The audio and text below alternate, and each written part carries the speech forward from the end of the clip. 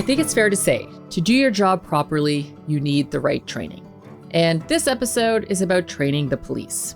Now, I know we may all have very different views about cops. It's a topic that divides a lot of us.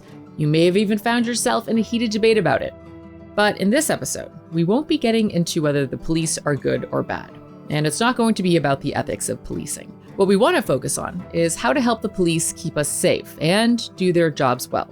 To kick this off, we're heading to Knoxville, Tennessee. I think a lot of times people think that police officers want to use, deadly force or anything like that, but that's the last thing we want to do.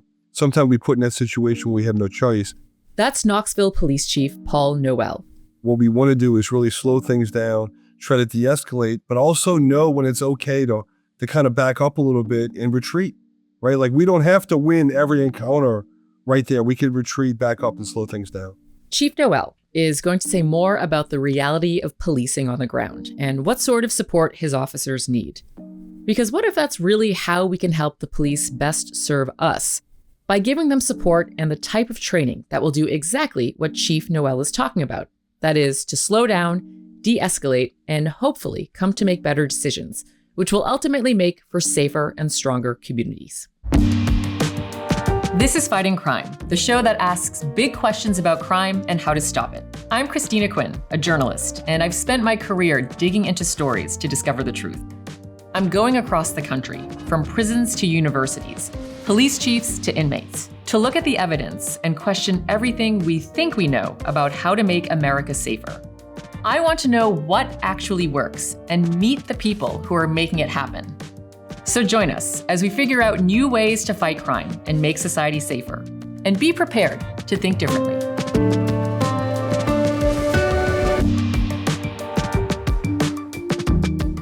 In this episode, we'll hear from experts who've examined ways that police can make better decisions under pressure, including cognitive behavioral therapy techniques. We'll also hear about other ways cops can better interact with citizens, because the problems we're talking about can be significant for everyone involved. So in the US, 1 million civilians each year experience force in their interactions, and these interactions result in 85,000 hospitalizations and 600 fatalities per year. That's economist Oeindrila Dube. We'll hear more from her about what leads to these outcomes later, and some training that has had significant results. Now, did you know that in the US, on average, officers are qualified to go on patrol after just 21 weeks of training? And think about the sort of work they're doing: investigating crime scenes, dealing with domestic violence calls, responding to someone in severe mental distress or issues with addiction. The scenarios are endless, often fluid, and demand the capacity to respond effectively. And wrong decisions can lead to major consequences. So if officers are able to make better decisions and use less unnecessary force, the impacts can be positive. It fosters more community trust in the police, and this in turn means the police can better protect us and fight crime. And this will mean more resources being spent on public safety, which is a much better use of taxpayer money. And in Knoxville, when Police Chief Noel hires new recruits, he insists they learn about the community. One of the things that we do in Knoxville is the Historical Society comes in and they give a talk on the history of Knoxville. That's great. Because we have a lot of people, we have a lot of officers that are coming from outside the area or from outside of the state that don't know our community. So we want them to understand the history of our community. Did you go through that? Well, I did. Absolutely, I did. I'm actually the guy from the Historical Society. He's a really, really good friend of mine. We've become really good friends because I'm a history nerd as well. Yeah. And when I was interviewing for the job, I read 3 books on the city of Knoxville before I even came in to interview for the job. Because I wanted to know about the city in addition to knowing about the police department. It's not just history tours. Chief Noel wants his officers to read. If you only read like police leadership books or military stuff, it's really easy to get locked in. I believe that people should read stuff that they don't believe in, right? To get a different perspective. Do you guys actually have a book club? Yeah, we don't call it, we do have a book club. We don't call it a book club. We call it, because we called it a book club that nobody wanted to do it. Wait, what do you call it then? We just call it a professional reading program. Okay, yeah. Really almost, it's a book club. It's a book club. Hopefully nobody from KPD is watching. But, it's really great to have, like novels on there as well, because it gets you thinking about different stuff. Chief Noel also brings in speakers from all sorts of professions to address his officers, like educators and sports coaches. Whatever Noel is doing, it appears to be getting results. Knoxville has had no murders this year as of the time of our interview in March. For context, there were 44 murders in 2022 when he first moved here. He says the roles cops play have changed a lot since he was a young recruit, and they continue to evolve. They have to be a public safety officer where they go out there and try to help people. We obviously have to arrest the bad guys. We still have to do that. But we have to be social workers. We have to work with the mental health epidemic in our community, the drug overdoses that are happening, and all of these forces where, I look at the 21-year-old Paul Noel, and I was probably not ready in my life to be ready to face those challenges, or really trained to do all of that different work. So like when I talk to potential officers or recruits trying to join our academy, I'm looking for people that are well-rounded. I'm looking for people that are educated. I'm looking for people that like to read. I look for people that are willing to think outside the box, and also, are really excited to learn new things, because that's what this job is about. I learn new things every day, and I want my new officers to do the same thing. Noel says in Knoxville, new recruits spend 24 weeks at the police academy and then have 16 weeks of field training. That's when a rookie cop rides around with a well-seasoned colleague and learns from them on the job, which means in this city, officers are getting almost a year's worth of training. Now, that's what goes on in Knoxville, but each jurisdiction has its own rules, and there are parts of the US where officers may have as little as 13 weeks of training before they start patrol work. So it's no surprise things can go wrong. One might even argue that more and maybe even better training can really help the police know what to do in complex and uncertain scenarios. What is the main reason that officers may not make the best decisions? When you all make decisions, a lot of times you have time, you're sitting in office or, a controlled environment under really good conditions. You can Google, ask other people, and kind of, you got time to analyze something and make a decision. A lot of times cops are on the side of the road. Cops are in an alley somewhere or an abandoned lot, or they're dealing with the situation. And they're doing it over and over again. They're doing it when it's raining. They're doing it when it's cold. They're doing it when it's really hot. It can be easy to make a mistake, or it can be easy to get cynical, right? That's why I think, training and discipline is so important, is to really try to minimize that as much as possible. And when we do make those mistakes, we really want to go back through and try to learn from that, so we don't make it again. But human beings will make mistakes. Officers will make mistakes, and we want to learn from it and always try to get better. So what can help? Well, one idea involves even more meetings. Officers who did have these supervisory meetings were, over the next week of sort of being at work, 25% less likely to resolve an encounter with an arrest. What can lead to such dramatic results? Emily Owens is an economist at the University of California, Irvine. She's one of the world's leading police experts, and she has spent a lot of time in police departments. She's interested in how economics can help provide police chiefs and others with information that will help police departments work better. Back in 2018, she and some colleagues put out a pioneering paper called Can You Build a Better Cop?, which looked into something called procedural justice. Procedural justice is an action. It's a way of enforcing a law or a rule that gives both the decider and the person being decided upon an opportunity to ask each other questions, to sort of clarify what the facts on the ground are, and why the decider, in this case a police officer, is making a decision that may negatively impact the other person. And so often procedural justice is described as listening and explaining with equity and dignity. Remember what Chief Noel was telling us about the need to stop things from escalating? Well, that slowing down of time is what Emily Owens and her colleagues study. In procedural justice, an officer will explain why they are making a decision and how they've come to it. And they give the person they've stopped the chance to ask questions, explain the situation, and clarify matters. Now, let's be clear here. It's not like the police don't get any training. There are all kinds of police training courses, some which they have to do every year. But the problem is that we don't have much evidence showing if these are effective at all. So maybe even all of that effort could be completely pointless and costing a lot of taxpayer money. That's why this particular study was so important. It was one of the first of its kind to conduct a randomized trial to evaluate if a training program is effective. In this case, Dr. Owens and her colleagues wanted to find out if procedural justice training impacts the police's use of excessive force and the treatment of minorities. They were studying if this training program could slow down decision-making and lead to better outcomes. They worked with the Seattle Police Department on a 6-month-long training program with officers and their supervisors. Owens and her co-authors were interested in an approach where supervisors weren't disciplining, but instead were open to what the officers had to say.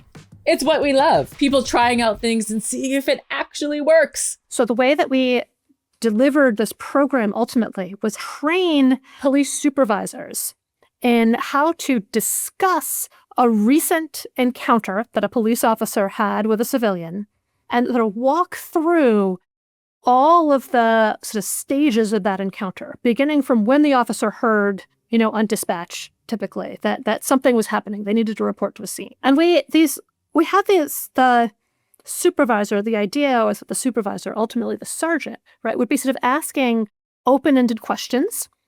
So tell me, what did you think when you first got the call? How were you feeling when you went to the scene?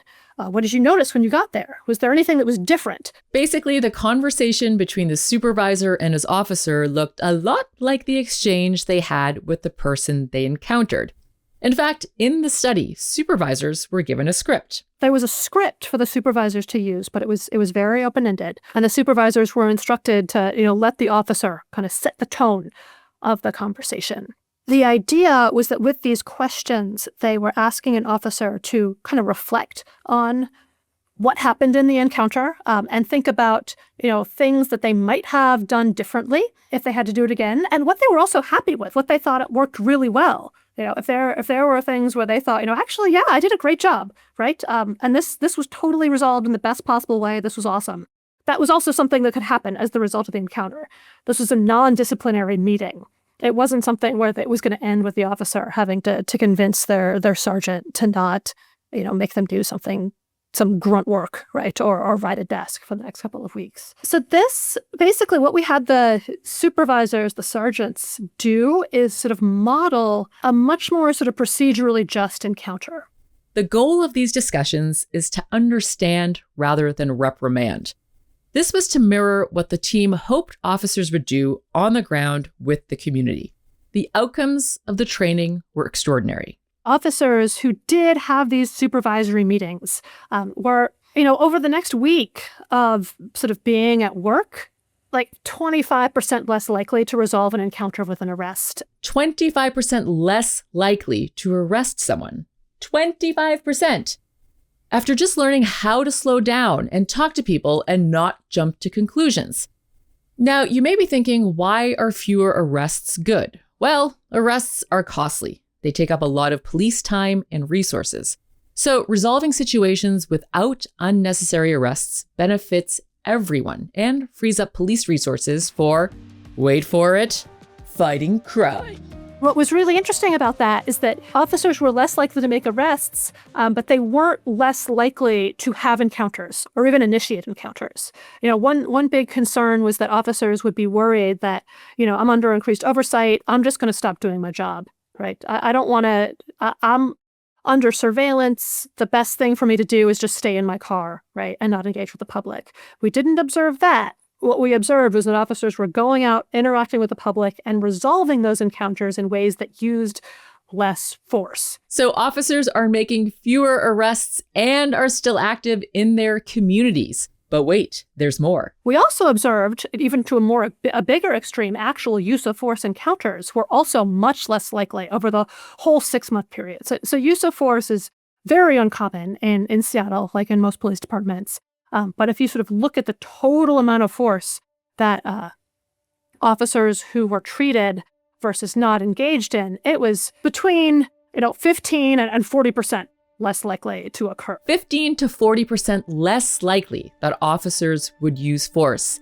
And here's the kicker, it didn't really take that much. One of the big policy takeaways is that there are relatively small changes in how we supervise police that can really improve the quality of policing. This was not a major overhaul, right? We didn't fundamentally restructure the Seattle Police Department, right? We had sergeants have 20-minute meetings with their lieutenants and officers who they patrol, right? And walk through an encounter where nothing necessarily went wrong.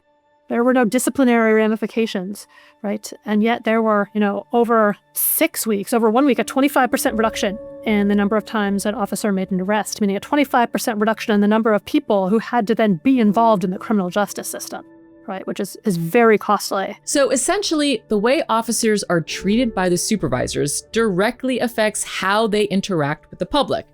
So, as I guess we all know, it's not just more meetings, it's the right kinds of meetings.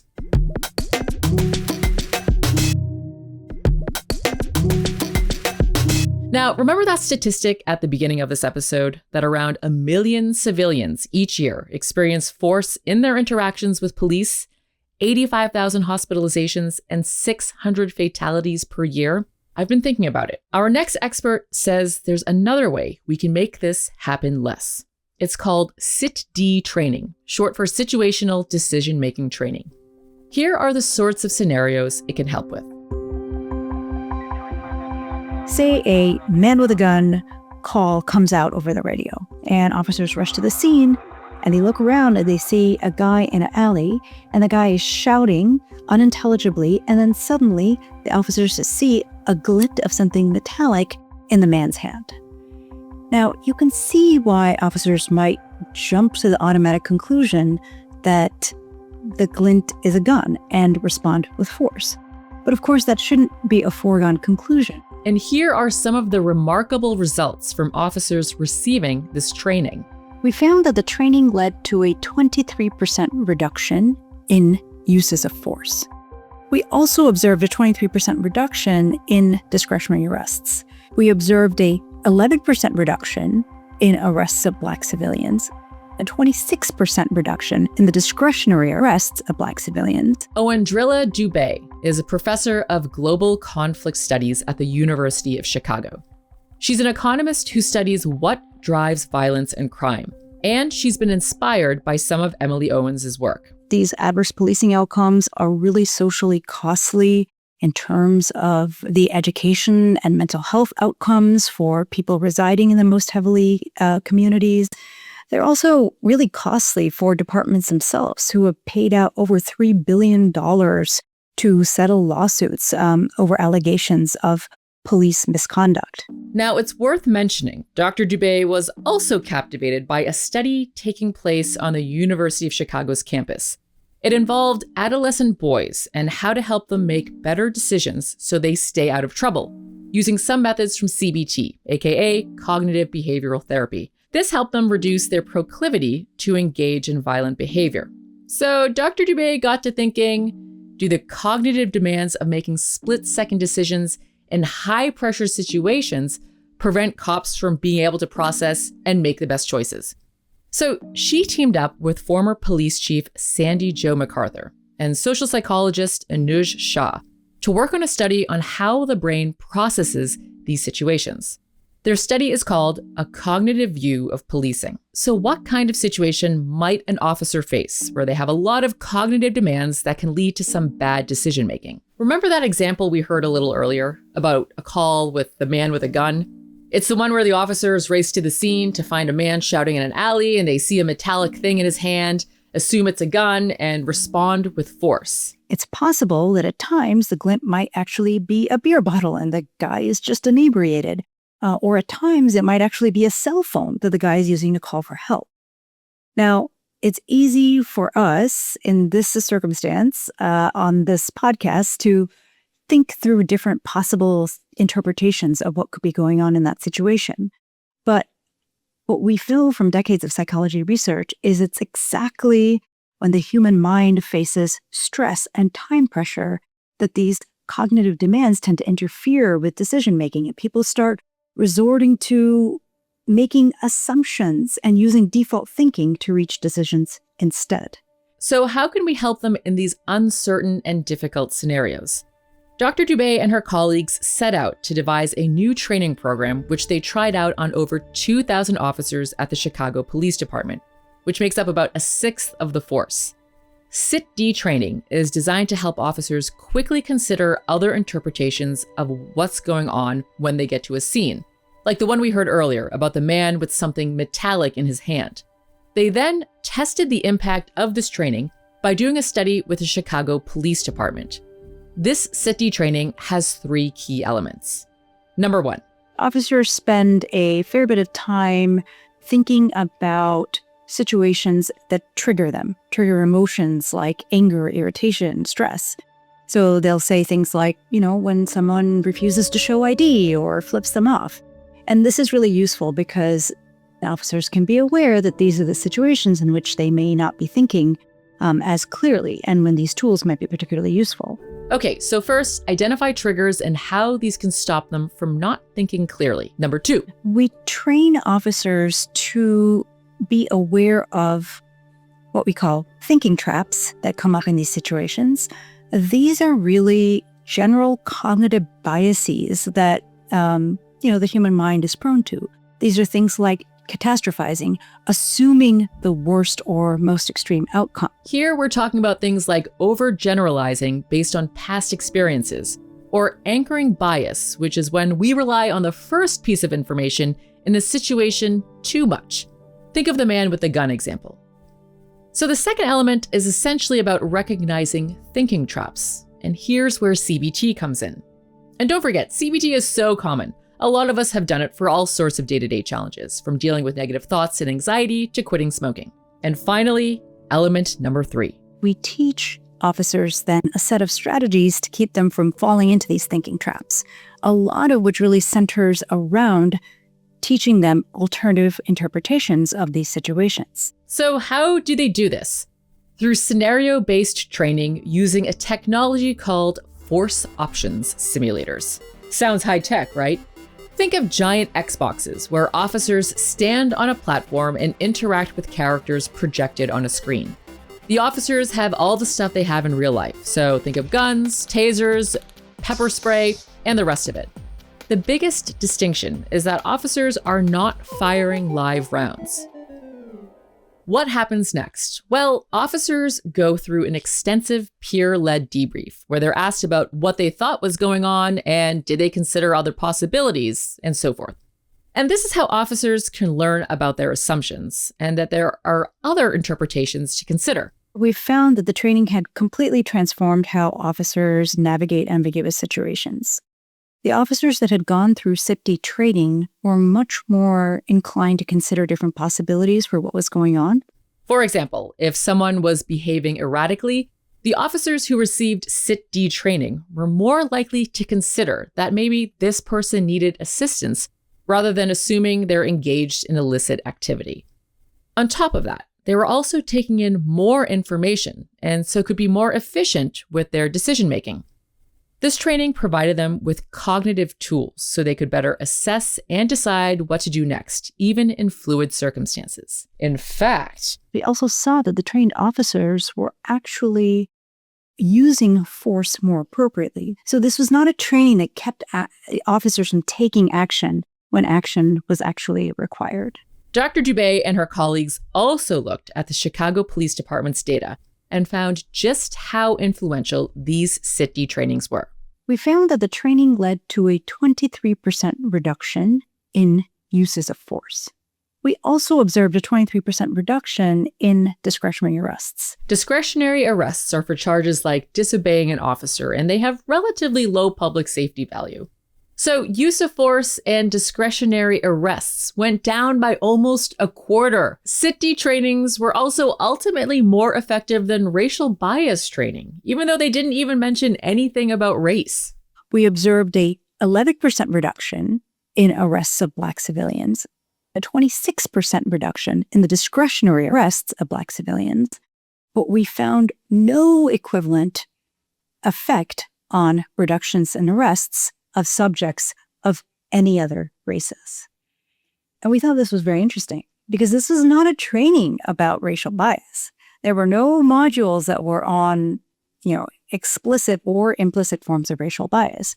Now, you may wonder, with all this thinking and deliberating as a result of the CIT-D training, was it slowing down the amount of work officers were getting done?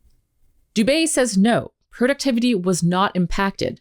In fact, there were even more benefits. Actually, what we observed is that the training led to a 49% reduction in days off taken for officer injury. So it's a training that actually improved officer safety. This is so important, as ultimately we want police training that will increase public and officer safety. So let's recap. Dube says after going through situational decision-making training, aka CIT-D, police officers are more likely to consider various outcomes on the scene. They are using force more appropriately, and they are in fact using less force. They're also making fewer arrests, in particular of Black men. And they're doing all of this while remaining productive and taking fewer sick days, which means the cost savings from reductions in days off taken for injury alone outweigh the actual direct costs of the CIT-D training. So even if one just looked at that one narrow sliver of an outcome, the training would pay for itself. Okay. So this training sounds transformative. But wait, what does this actually look like on the ground? How are officers approaching scenarios differently due to this training? There's a scenario where there is a officer is behind another vehicle and they see a man coming out of the vehicle and he appears to be acting erratically. He goes around to the back of the car and he's shouting something unintelligible, and it looks very strange and it looks a little suspicious. And then we pause the video. We give the officers 1 minute to write down as many possible interpretations of the situation as they can think of. And a lot of the officers will say, well, obviously he's got contraband hidden back there. He's got drugs back there. He's hiding something. He's got arms back there. But some of the officers notice, hey, that car is stopped outside of an emergency room. And they'll say things like, well, maybe they need medical assistance. Maybe his wife is having a baby in the back seat. So the officers with CIT-D training were coming up with a wider range of motivations. Officers being able to make better decisions and use less force or make fewer unnecessary arrests have huge ripple effects given just how often Americans interact with the police. Don't forget what Dr. Dube told us at the start. Every year, 1 million people experience force in their interactions with police, which lead to 85,000 hospitalizations and 600 fatalities. So training officers to slow down, reduce their use of force, and also make fewer discretionary arrests is going to lead to less harm on the ground. Back in Tennessee, Chief Paul Noel of the Knoxville Police Department walks me through how they are trying to get their officers to slow down so they can make better decisions. How have you been training officers to help them make decisions in these moments where they're thrust into a scene where you have to think fast in these moments? One of the things that we train officers is to create time, right? So we know, like, tactically, time and space is our friend, right? So in a lot of these situations where you deal with somebody like this, like, we want to slow things down and try to de-escalate. And we have been able to get some specialized training for our supervisors to teach them decision-making and how to manage and how to process things. And it's really just teaching them an advanced way of analytically looking at problems and being able to make sure that we're coming up with the best possible solution. What are they teaching them specifically about when you're talking about to approach these analytically? Could you walk me through specifics? Yeah, it's really about just thinking through the decision-making tree, right? So a lot of times, like, what happens is we make a decision early on in the encounter that's a bad decision that then shapes what you have to do later in the event. Right. So if you look at sometimes, like, so often about shootings or use of force, the shooting or use of force is justified. It's legal. It's allowed under our policy. But if we would have made a different decision earlier on in the encounter, we wouldn't have got to that location in the first place. So we really teach them to look at the whole decision tree through like the entire encounter, slow things down, and really communicate better.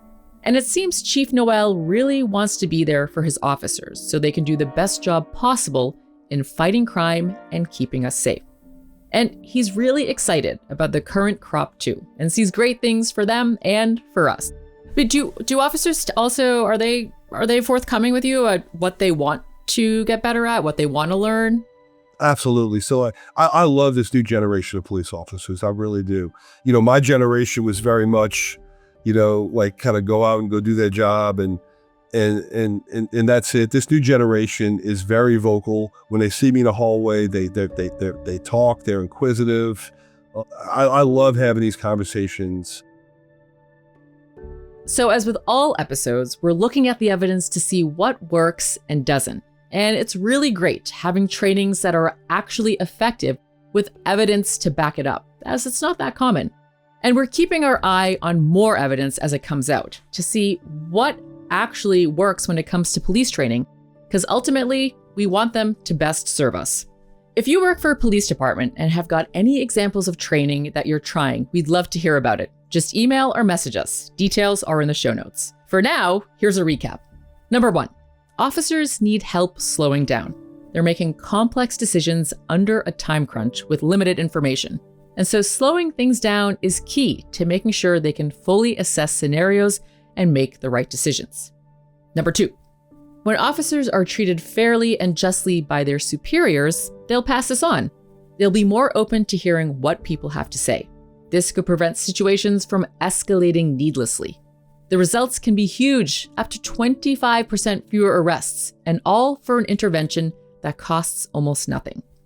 And number 3, when officers are taught to recognize their own thinking traps and biases that come up under pressure, well, yet again, the results can be impactful.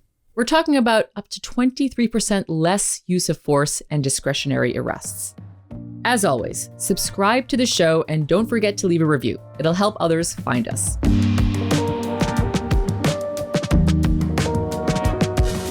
Thanks for listening to Fighting Crime. Please subscribe to us wherever you listen. And then that way you can easily keep up to date with all of the new ideas that we're covering.